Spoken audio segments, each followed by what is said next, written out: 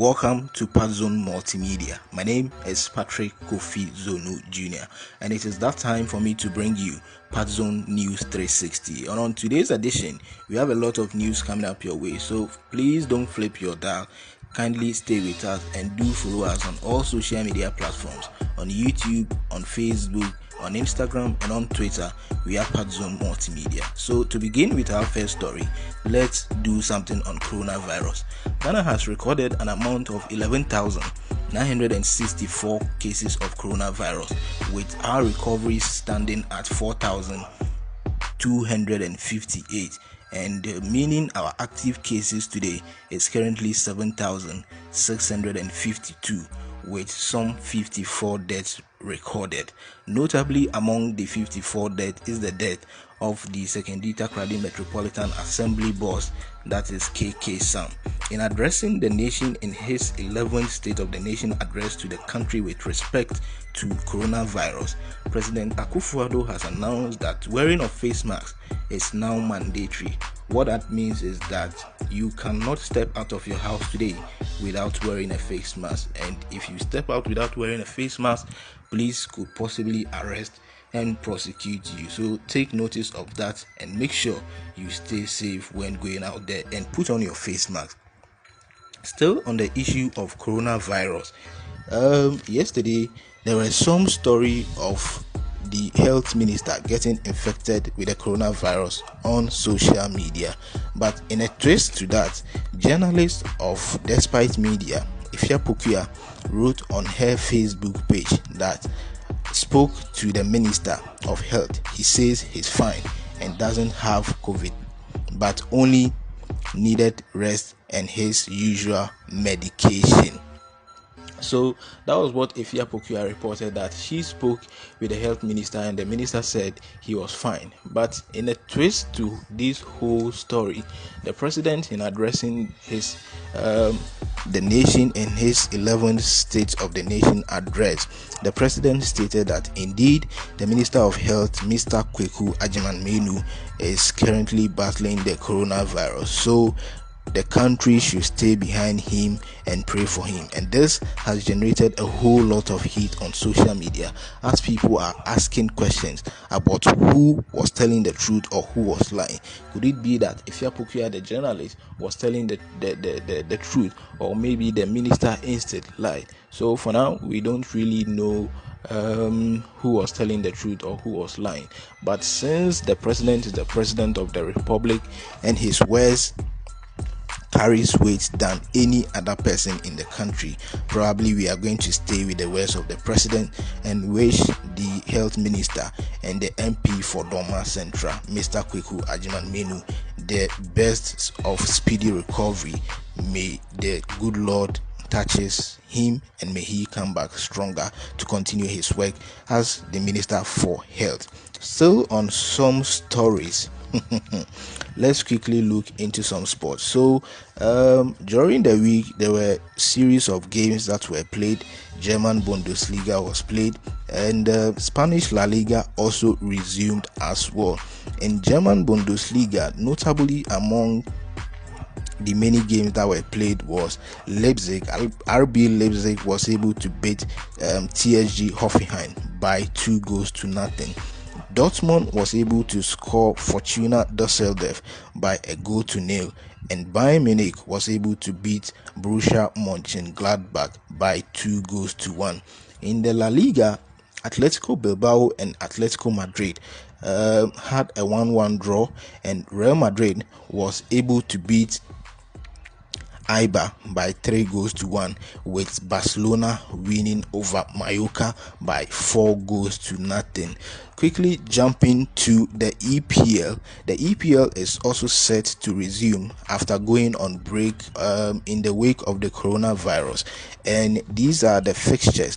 Aston Villa will be hosting Sheffield United, with Manchester City playing Arsenal, and Tottenham will be playing Glory Manchester United, with West Ham playing Wolverhampton Wanderers, and Newcastle hosting Sheffield United in that order. Still on some very more stories, let's shift our attention to entertainment. And in entertainment, this one is not really a good news, as the death of high life music icon Nana Tufo has been reported. Nana Tufo was reported to have died in the early hours of Monday, that is today. The man, who is noted for his hit songs such as Abeku, Aketechua, and Meyere Dada, was reported to have fallen sick for a short while before kicking the bucket. So he was actually 66 years, and from all of us at Patzon Multimedia, we says may his soul rest in peace. Now let's talk some story about Shatta Wale. So over the weekend, Shatta Wale was in the studios of UTV, speaking to Nanama McBrown on United Showbiz. And in that program, Shatta Wale says that his beef with Samini was because he wanted to be like Samini. And at the time that he was beefing Samini was way above him. So he needed that attention to actually be like Samini. Still on the issue of Shatta Wale, when he was asked why he's so much particular about taking gifts that he usually gives to people when they are having issue, Shatta Wale clarified the air that news about him taking back his car from his former colleague or Joint 77, who was part of the militant group, was false, and that he didn't take the car from him, but it was his brother, Shatta Wale's brother, who just couldn't take how ungrateful some of these people have been to him, and decided that enough is enough. So he was going to get the car back from Joint 77. So that is some news with Shatta Wale over there. Let's quickly run to our last story of the day. And this one, if you are somebody who uses Instagram or who follow trends on Instagram, you might have heard about this name, Hush Puppy. Yes, Hush Puppy. Hush Puppy is one of those icons on Instagram who dress so well, drive in these flashy cars, live a comfortable life and all of that. But over the week or some days ago, news reported that FBI and Interpol has arrested Hush Puppy together with his friend Mr. Woodbury. They were arrested on grounds of fraud, as there were news that they have defrauded the American government with some $100 million that were meant for COVID-19 program. So Hush Puppy has actually been arrested together with his gang, or together with his boys. And in latest development with respect to that story, what we are picking currently is that Nigeria is currently putting in everything in place to extradite Hush Puppy to come and face criminal charges in Nigeria. You would all note that Hush Puppy is actually a Nigerian, and the Nigerian government is also saying that, hey, he has actually been on our wanted list for only God knows when now.